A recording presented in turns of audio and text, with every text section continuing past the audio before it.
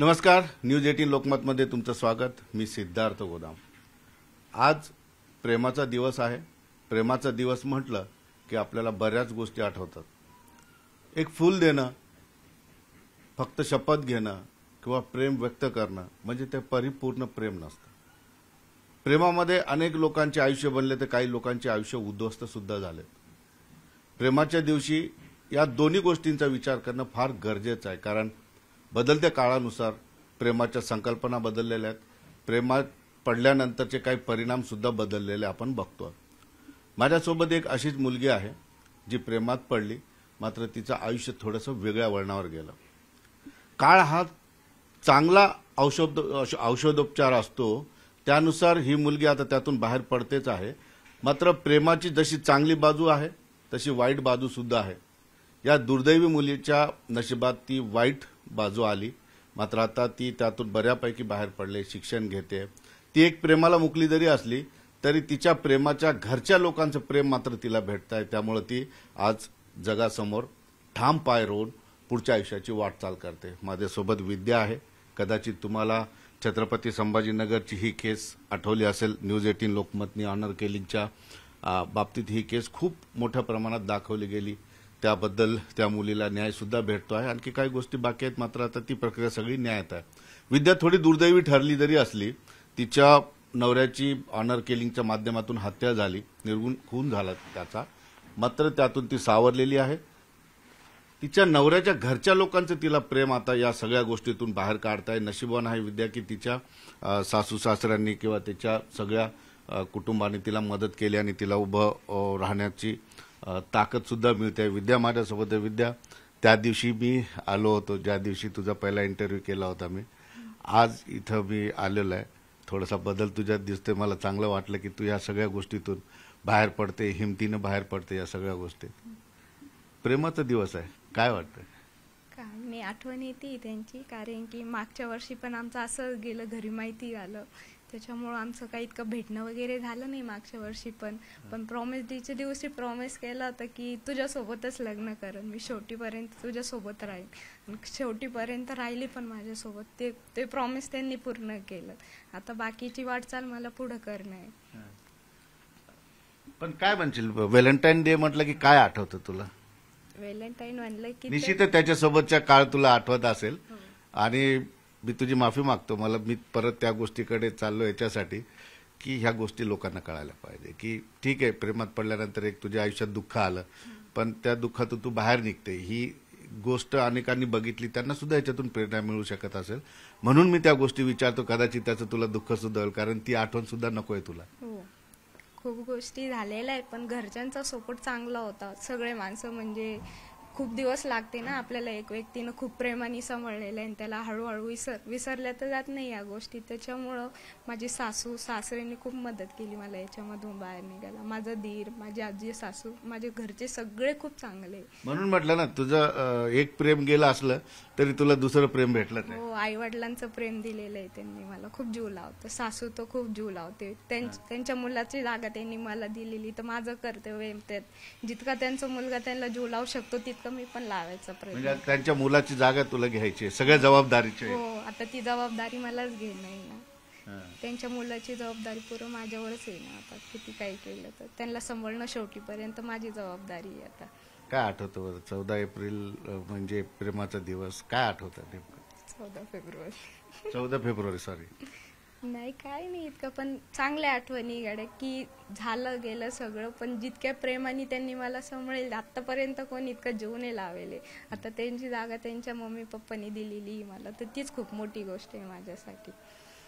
निश्चितपणे विद्या, तुझ्या जे काही ऑर्डर किलिंग झालं तुझ्या बाबतीत, त्याच्या बाबतीत अनेक घटना राज्यामध्ये घडल्या, कदाचित तू वाचल्या असतील, ऐकल्या असतील। काय म्हणशील या मानसिकतेला?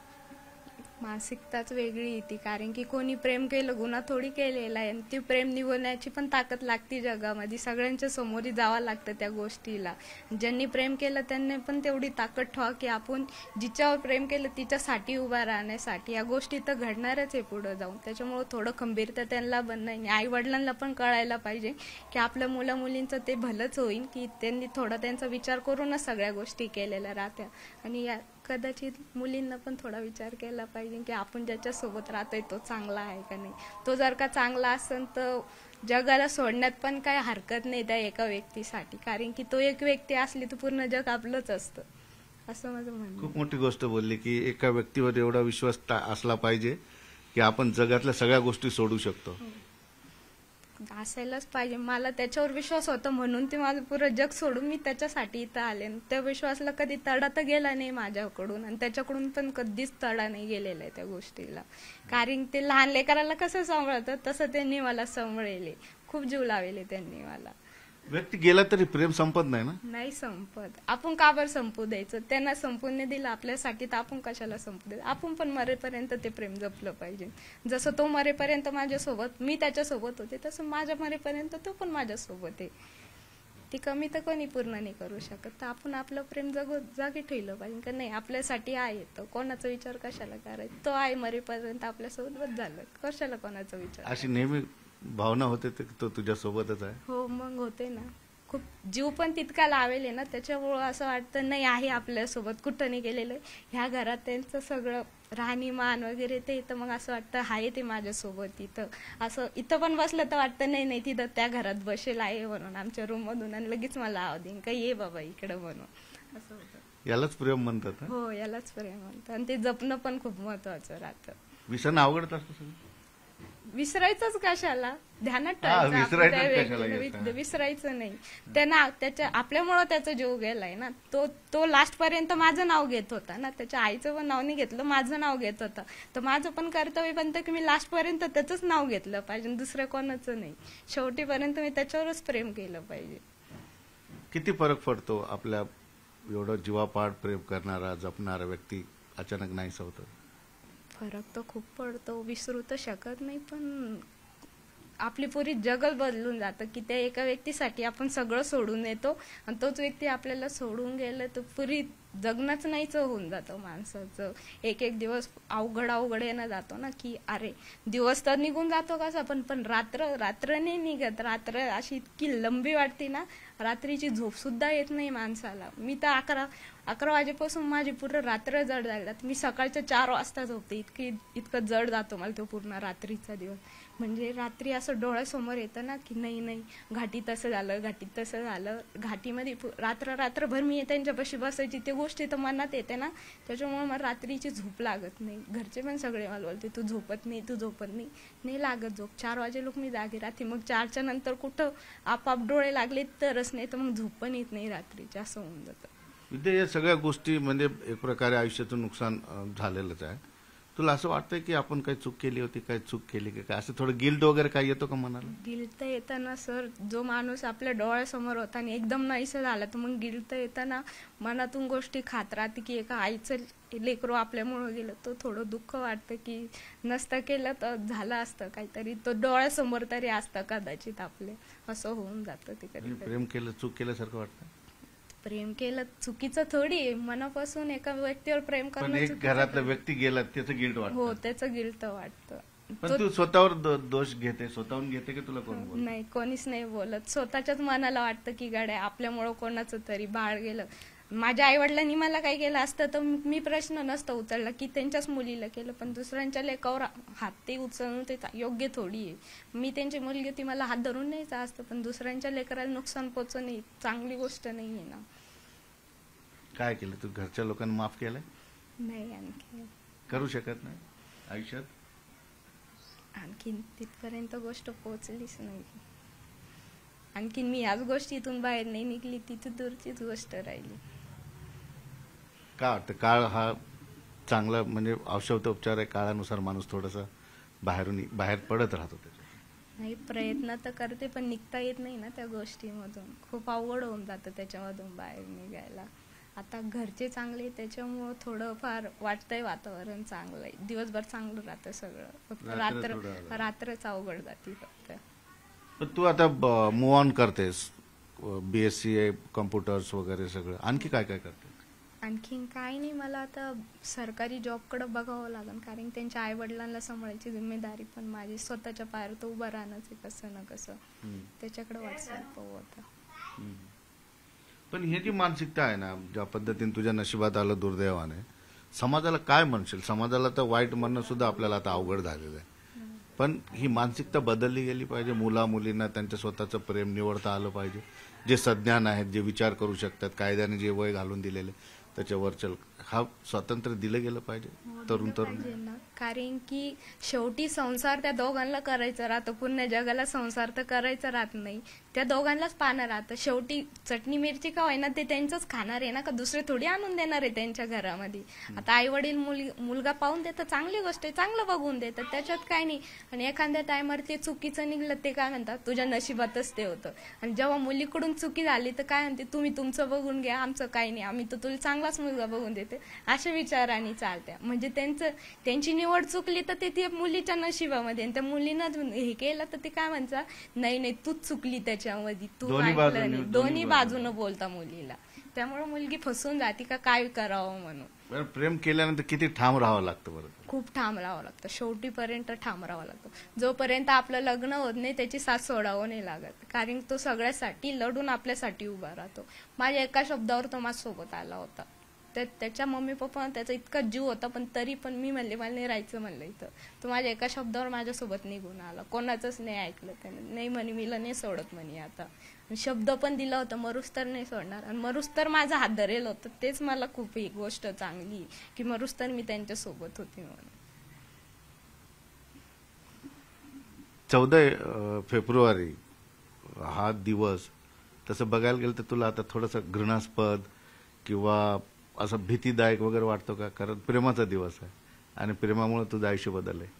नाही, भीतीदायक तर काय नाही वाटत, पण ते मागच्या वर्षी ज्या गोष्टी घडल्या, तो माझ्या सोबत होता, तो मला हिंमत देत होता की टेन्शन नको घेऊ, मी आहे तुझ्या सोबत. माझं लग्न तरी ठरलं तरी त्यानं माझी हिंमत नाही सोडली. तो मला काय नाही, मी त्याला म्हणले मला एकटं वाटते तरी तो मला म्हणे नाही मी आहे तुझ्या सोबत, तू असं विचार नको करू का मी नाही आहे म्हणून, मी कायम तुझ्या सोबत राहीन. आणि शेवटीपर्यंत ते तसंच झालं की कायम माझ्या सोबतच होते. म्हणजे आम्ही इथून गेल्यापासून पुण्यामध्ये जितके दिवस होते तितकं मला लहान लेकरावानी सांभाळेल. मला एकदा तरी माझ्या घरच्याची आठवण येऊन नाही दिली त्यांनी. आणि मला एखाद्या बारीला इकडे आल्यावर आठवण पण आली तर मला डायरेक्ट म्हणे कर म्हणे तुझ्या घरच्यांना फोन, बोल म्हणे तुझ्या मम्मीला, तू लहान आहे म्हणे, तू मोठापणा घे म्हणे, तू कशाला हे करते, तू फोन कर म्हणे तुझ्या मम्मी पप्पाला, बोल म्हणे थोडं, नाही काय वाटलं तर आपण घरी जाऊ म्हणे, तुझ्या मम्मी पप्पाला बोलू म्हणे, आपण मोठापणा घेऊ म्हणे, काही नाही होत म्हणे त्याच्यामध्ये.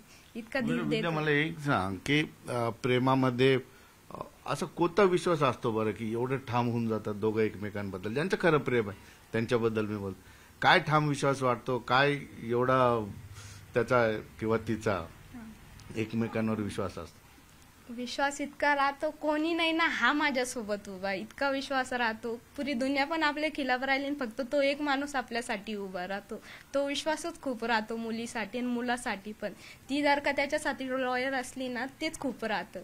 तुम्ही जर का आहे ना त्याच्यावरच प्रेम केलं, त्याला जीव लावलं, तो समोरचा व्यक्ती पण आपल्याला तितकंच प्रेम देतो. आता मी त्यांना जितकं प्रेम देत होते त्याच्या 2 पटीने ते मला प्रेम देत होते. त्याला विश्वास होता की मला सोडून कुठंच जाणार नाही, आणि मला सुद्धा विश्वास होता की मला हा सोडून कुठंच जाणार नाही म्हणून. इतका विश्वास पण असला पाहिजे प्रेमावर. काय म्हणशील तू की जे इंटरकास्ट प्रेमाची तर कुठली जात नसते, आपण त्याच्यावर बोलणं आपलं हे पण नाही, परंतु इंटरकास्ट जातीमध्ये ज्यावेळेस प्रेम होतं किंवा ठरवून तर होत नाही, काही सगळं जे होतं ते ऑटोमॅटिक होतं, तर काय त्यांना सल्ला द्यावा असं वाटतं तुला? आयुष्यात जो काही तुला दुःख भेटलेलं आहे त्यांनी काय काळजी घ्यायला पाहिजे? इंटरकास्ट लग्न केलं असेल, प्रेमात असतील, त्या तरुण तरुणींना काय सांगशील? काळजी तर फक्त इतकी, फक्त घरच्यांना थोडी कल्पना द्या की हा मुलगा माझ्यासाठी चांगला आहे, हा पण माझ्या सगळ्या गोष्टी करू शकतो. जितकं तुम्ही मला दुसऱ्या मुलासाठी बघताय तो मुलगा माझ्यासाठी चांगला आहे, मी जो पण बघितला ना तो माझ्यासाठी चांगला आहे, मी त्याच्यावर ठाम आहे. आणि त्या मुलांनी पण ती गोष्ट त्या घरच्यांना पटवून दिली पाहिजे की नाही मी हिला सांभाळू शकतं, तुमची मुलगी माझ्या भरोश्यावर राहू शकते म्हणून. कास्टचं वगैरे काही नाही, आपण जितकं मनाने प्रेम केलं तितकं मनाने निभाव पण लागतो शेवटीपर्यंत. ते जातीच्या ह्या सगळ्या बंधनातून बाहेर नाही निघत आहेत आपण, ते तर माहिती आहे मला, लोक निघूच नाही शकत. आता तुम्ही माझा फर्स्ट टाइम इंटरव्ह्यू घेतला होता, त्याच्यानंतर मी त्याच्या खालचे कॉमेंट्स वाचले होते. लोक इतकं विचित्र बोलताना ते हिम्मत ठेवावं लागते शेवटीपर्यंत इतक्या सगळ्या गोष्टी पण ऐकायला. खूप ऐकलं मी, वाचल्या पण त्या गोष्टी. खूप लोक विचित्र बोलतात आणि खूप लोकांनी सपोर्ट सुद्धा केलेला आहे त्या गोष्टीला. त्याचं पण कौतुक वाटतं मला की नाही गड्या, काही लोक आहे असे की सपोर्ट करते म्हणून.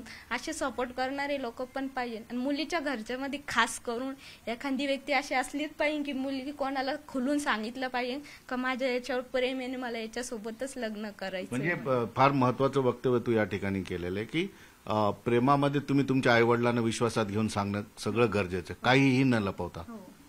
ते तर करणंच लागन. पण कधी कधी परिस्थिती पण होऊन जाती. घरचे पण खूप असे असताना नाही आपण असंच आहे, आपलं घरचे असंच आहे, समाज मला काय म्हणून तो अशी करते. पण मुलीचा पण विचार करा ना, समाजामुळे तुम्ही मुलीला पण दाबून टाकताय. तिच्या भावना कुठं ती कोणाला सांगन.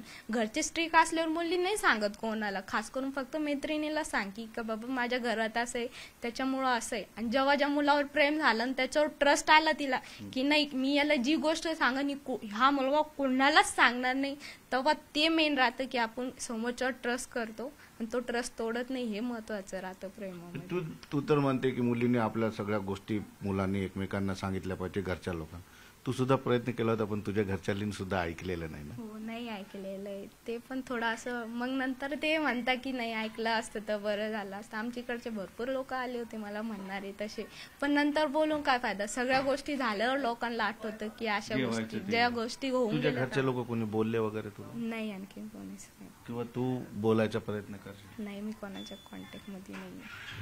अशी वेळ आली एखाद्या वेळेस की कसं शेवटी जसं तुझा नवरा म्हटलेला की चला आपण छोटं होऊन जाऊ, काय फरक पडतं आपण भेटून घेऊ, तसं एखाद्या वेळेस आता जे घटना घडायची घडून गेली, समोर जर कधी प्रसंग आला तो आईवडिलांना किंवा भावाला बोल? नाही, त्याबद्दल माझी चुकी होती ना की मी पळून गेले होते, त्यांचं नाक काटलं तर मग माझी पण हे बनती ना जबाबदारी की मी स्वतःहून त्यांना बोल. पण नाक कापलं गेलं म्हणजे काय? ही फक्त मग ते समाजाचं संकल्पना आहे की नाक कापलं गेलं बाबा वडिलांचं की मुलगी पळून गेली, त्यांना नाव ठेवते सगळेजण. मग आपली पण भावना असते का नको बाबा आपण केलं इतकं तर आपण पण थोडा पुढाकार घेऊन की बोलायला पाहिजे पप्पाला की नाही पप्पा मी पळून गेली, माझी चुकी झाली म्हणून. पण माझा नवरा मला सांभाळतोय, सगळ्या गोष्टी चांगल्या चालू, माझा संसार चांगला चालू, इतकं तर आपण करू शकतो ना. काय होतं रे की मुलीच्या घरच्या लोकांना इंटरकास्ट असेल किंवा तिनं मनाने लग्न नाक कापलं गेलं, हे काय भावना काय असेल ती?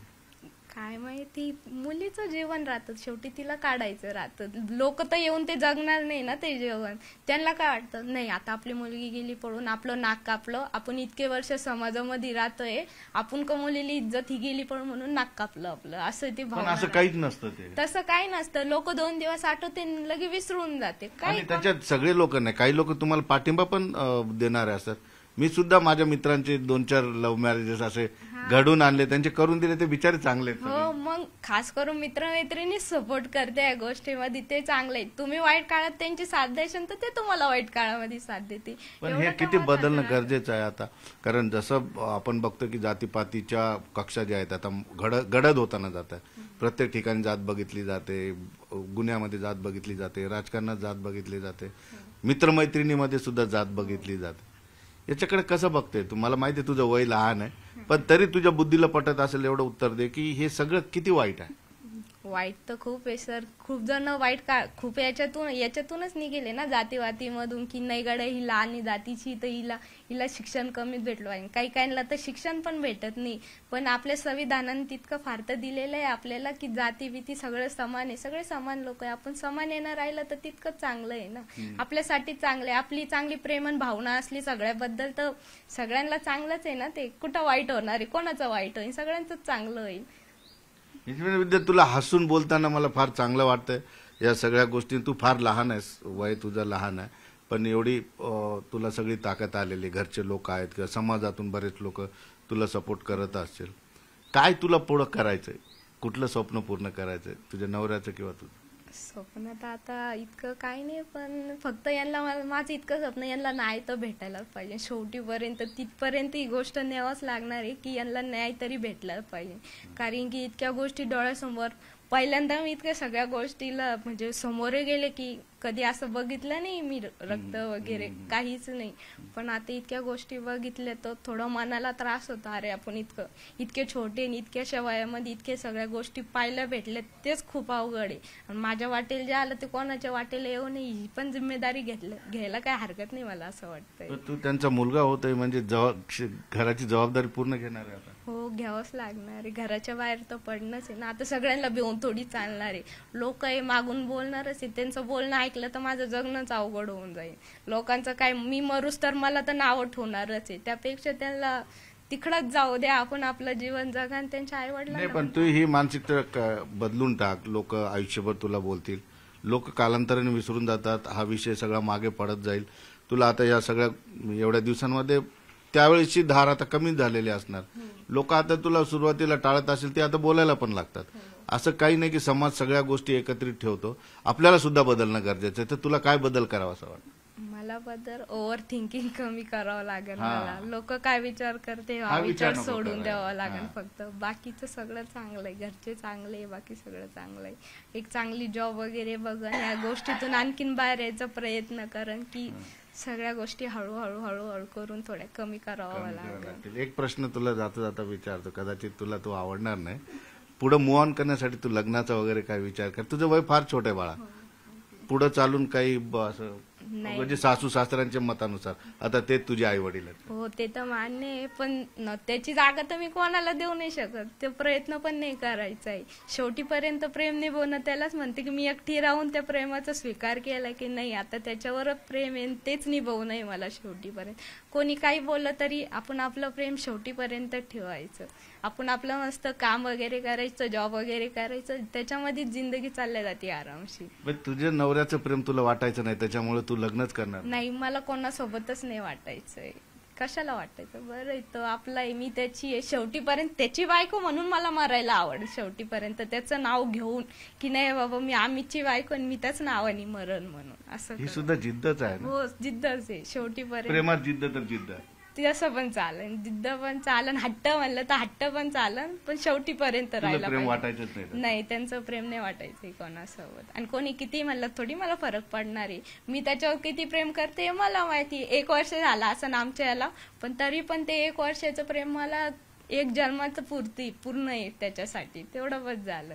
पुढच्या जन्मी काय माहिती आम्ही दोघं डबल नवरा बायको म्हणून येऊ म्हणून. ही सुद्धा आशा असते, म्हणजे प्रेमामध्ये ही सुद्धा आशा असते. हो, मग मला तर मी तर त्याला म्हणते ह्या जन्मात येऊ नका, पुढच्या जन्मात या, मग मी तुमची बायको म्हणून येईन म्हणून. इतका पण हट्ट आहे माझा, पहिलेच सांगून ठेवलं. मला सोडून दुसऱ्यासोबत लग्न नाही करायचं म्हणून. निश्चितपणे विद्या बघितलं आपण, विद्याला एवढं हसत खेळत बोलताना बघून निश्चितपणे मी सुद्धा थोडासा भावनिक झालेलो. कारण त्यावेळेस मी सगळ्यात आधी या ठिकाणी आलो, तिचा इंटरव्ह्यू केला, त्यावेळेसची तिची परिस्थिती मी बघितली. त्यानंतर सतत त्या बातमीसाठी मी तिच्याकडे येत राहिलो. मात्र तिची ती परिस्थिती बघून बऱ्याच लोकांना हळहळ व्यक्त झाली. मात्र आज तिच्यामध्ये थोडीशी ताकद दिसते, ती बोलते, थोडी मॅच्युअर्ड सुद्धा झालेली आहे. जाता जाता फक्त एकच तिची लाईन मी घेऊन हा इंटरव्ह्यू संपवतो. ती आयुष्यभर लग्न करणार नाही किंवा आयुष्यभर कुणाच्या सोबत जाणार नाही, कारण तिचं ठाम मत आहे की तिच्या नवऱ्याचं प्रेम तिला कधीच वाटायचं नाही, ती मरेपर्यंत ते प्रेम सोडणार नाही. आजच्या दिवशी आपल्याला हे वाक्य खऱ्या अर्थानं सगळ्या प्रेम करणाऱ्या तरुण तरुणींना, एकमेकांवर प्रेम व्यक्त करणाऱ्या त्यांनी सुद्धा एवढं ठाम असणं फार गरजेचं आहे, जेणेकरून दुःखामध्ये त्यांना, प्रेमामध्ये त्यांना दुःख, दुर्दैवी विद्यासारखं दुःख त्यांच्या नशिबी येणार नाही. त्यामुळं ठाम रहा. आई वडिलांना सगळ्या गोष्टी व्यवस्थित सांगा. कदाचित विरोध होऊ शकतो, मात्र ह्या सगळ्या गोष्टी आई वडिलांसमोर आपल्या भावना, आपल्या प्रेमाच्या सगळ्या गोष्टी व्यक्त व्हा, उलगडा, असाच संदेश विद्याने सुद्धा आपल्याला दिलेला आहे. सुधीर जाधवसह सिद्धार्थ गोदाम, न्यूज 18 लोकमत, छत्रपती संभाजीनगर.